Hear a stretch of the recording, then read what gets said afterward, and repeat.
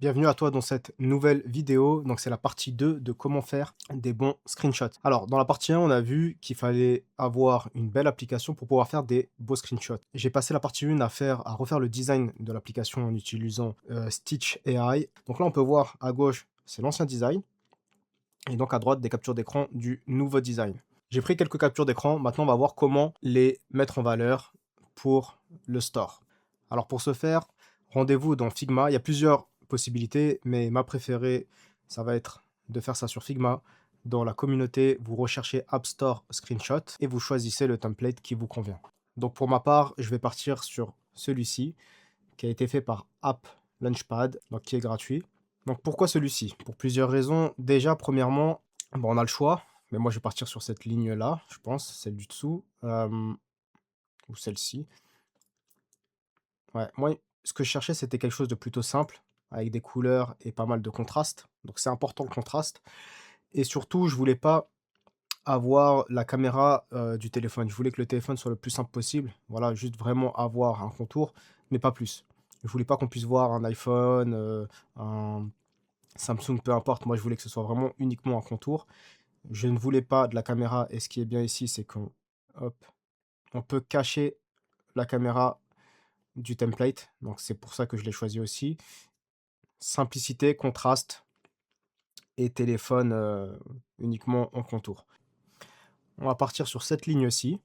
Je vais venir cacher les appareils photo. Voilà, donc là, c'est nickel. Ensuite, je vais venir glisser mon image ici. Comment ça marche? Ça.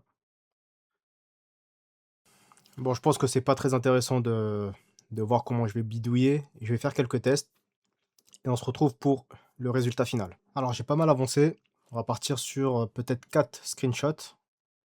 Donc, un, 2, 3 et le quatrième à gauche. Donc, j'ai mis un petit slogan.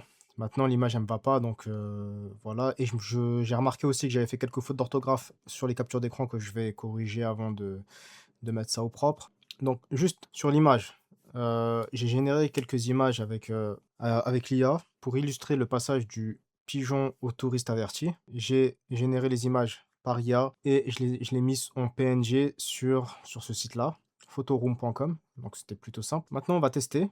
Je vais mettre l'image ici. Celle-ci, je vais la mettre en invisible. Ouais, je pense que c'est pas mal. On est des touristes, pas des pigeons. Reprenez le pouvoir sur vos vacances. Je vais partir là-dessus, hein. De toute façon, ça fait déjà un peu de temps que je suis dessus et je vais essayer quand même de faire quelque chose d'assez rapide, plus ces 3 captures d'écran là. Donc, négocier mieux et économiser. Aidez-nous à mettre fin aux injustices et éviter les arnaques. Je vais corriger les captures d'écran, je mets ça au propre et je fais un export. Alors maintenant, je suis plutôt satisfait du résultat, donc on va passer à l'export. Donc on va dans export, PNG, exporter. Donc là, normalement, c'est bon. Génial. Et ainsi de suite, la frame 4, export, PNG et la frame 5. Et donc ça me donne la première capture d'écran, la deuxième, la troisième. Donc pour conclure, on peut voir qu'on a été capable en très peu de temps d'avoir des screenshots de bonne qualité. Donc la prochaine étape, ça va être l'icône de l'application. Avant de finir, je tiens à remercier mon deuxième abonné.